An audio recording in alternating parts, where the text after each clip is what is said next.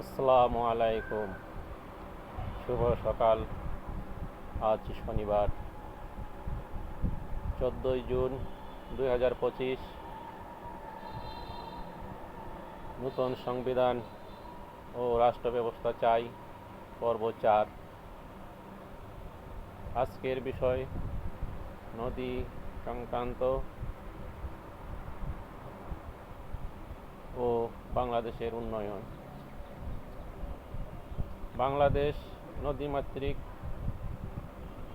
একটি দেশ। এই দেশের সংবিধানে নদীর সুস্পষ্ট নীতিমালা চাই। পানি ও নদী বাংলাদেশের বিরুদ্ধে একটি যুদ্ধ অস্ত্র, যা আমাদের বিরুদ্ধে মাঝে মধ্যে ব্যবহার করা হয়, কিন্তু আমরা তা বুঝতে পারি না। তাই বাংলাদেশে এই মুহূর্তে নদী ব্যবস্থাপনা কমিশন গঠন করতে হবে, যারা এ বিষয়ে অভিজ্ঞ, ক্ষতিগ্রস্ত, আন্তর্জাতিক নদী বিষয়ে যথেষ্ট অভিজ্ঞতা সম্পন্ন।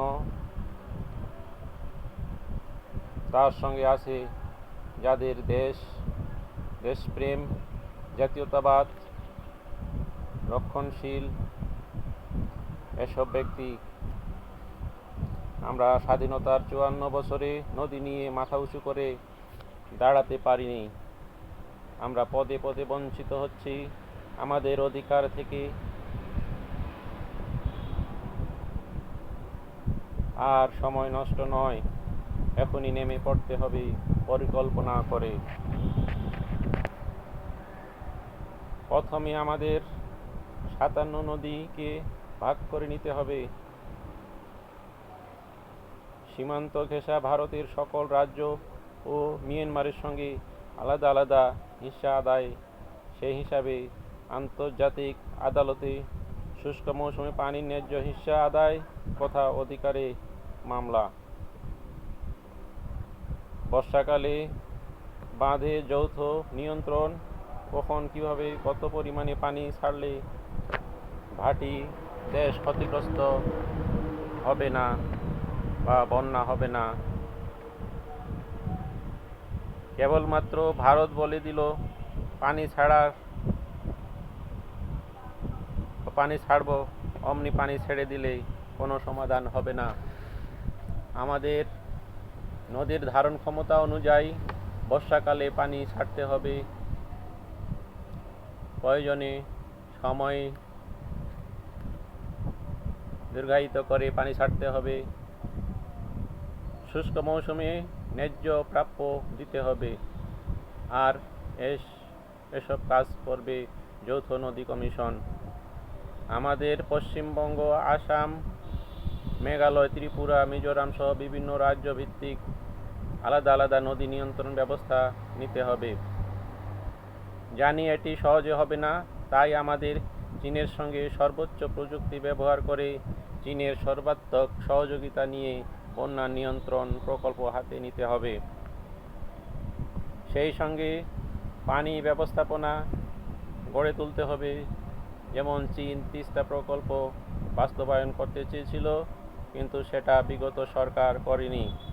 সরকারের বক্তব্য পানি যারা দিবে তারা প্রকল্প করবে, কিন্তু ভারত যে 54 বছরে নদী পানি নিয়ে আমাদের প্রতারণা করেছে তা বুঝতেই পারল না।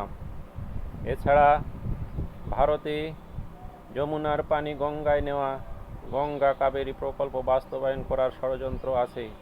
তাই এ বিপদ থেকে বাঁচতে হলে চায়নাকে কাজ দেওয়া উচিত।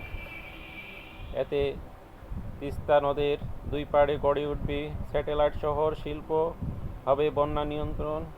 এতে যদি প্রতিবেশীর সঙ্গে দ্বন্দ্বে জড়িয়ে পড়ে, তার জন্য প্রস্তুত থাকতে হবে।